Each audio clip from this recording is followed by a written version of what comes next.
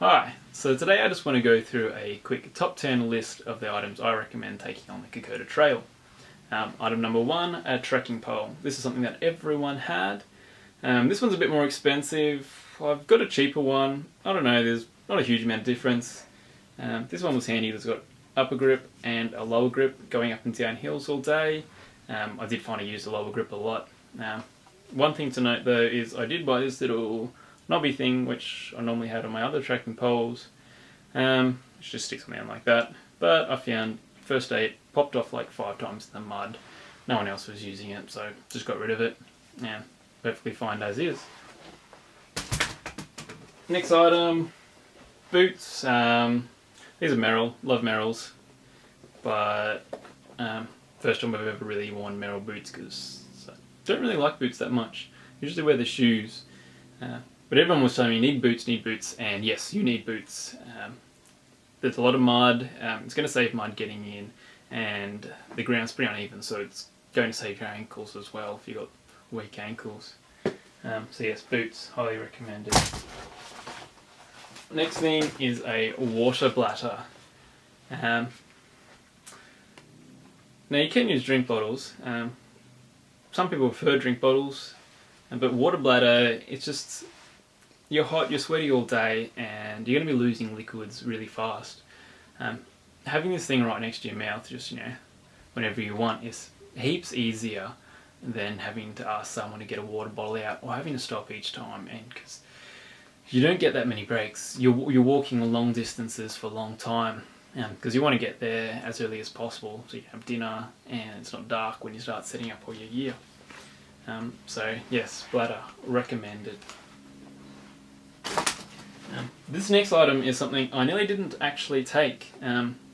This is a closed sandal, sorry. With, you can see, got closed toe there, and this one's kind of made out of like wetsuit material. Important because there are days you're going to be spending time going in and out of river streams. And you don't have an opportunity really to keep taking your boots on and off, so it's either you wear your boots, which means you're going to get wet socks. Even if your boots are great at draining, you're still going to have wet socks, or you chuck these things on. So yes, I'm very glad I took them, and highly recommended. Next thing, your quick drying clothes. So T-shirt, and I took a pair of pants, same material. Very light because it's hot, but I only took the one.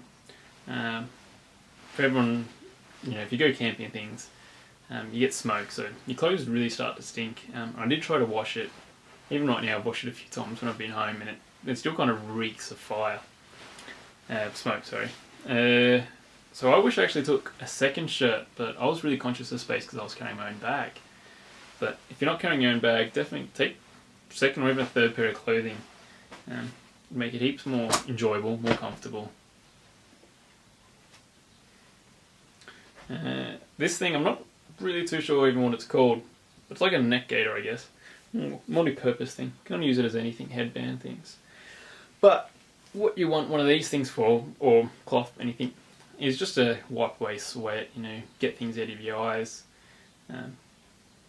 Yeah, really handy. Just saves you from getting frustrated. Saves you from wiping all your sweat on your shirt and having that stink even more. Next is a headlamp. This was a cheap one, I think about $4, which did the job, but there were a few negatives with it. It doesn't have a red light. Red light's handy because you can turn it on and you're not going to get bugs all coming, flying, getting attracted to your light.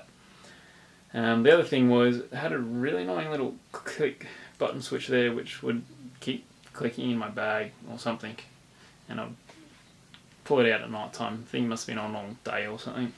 I only took one pair of batteries, fortunately. They didn't run out, so that was good. Next thing, maybe not entirely essential, but a dry bag. So you just kind of put your stuff in there and they roll up. You get the idea. Blocks out water.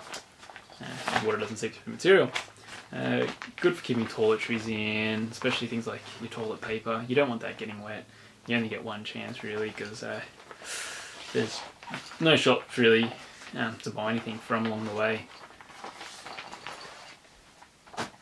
Now this last item is probably something I recommend not actually taking on the trip with you, because it is thick and heavy and you're not going to be spending time reading books at the end of the day when you are buggered and exhausted. But I do recommend reading up on the trip. It's going to make your whole experience a lot more meaningful. You're going to gives you a little bit of, I guess, inspiration when you're trying to walk up one of those tough hills, thinking, well, these guys did it. Their conditions were a lot worse off than us, and they were in the middle of a war. We're just doing it, for the experience, or for whatever other reason you have for doing the trip. But it does give you a much greater appreciation, understanding what happened where you are trekking. This one's by Peter Fitzsimmons. I did read a couple of others. This book I recommend more because it's entertaining. Makes it a lot easier to read, and it's maybe even a bit more broader. Covers quite a long war. Does look big, but you'll get lost in it. It is great. Highly recommend this one. You'll love it. Last, if you've got any questions, just send me a message. I'll see if I can help you out, what I can do. Otherwise, hope you have a good trip. Enjoy, and thanks for watching.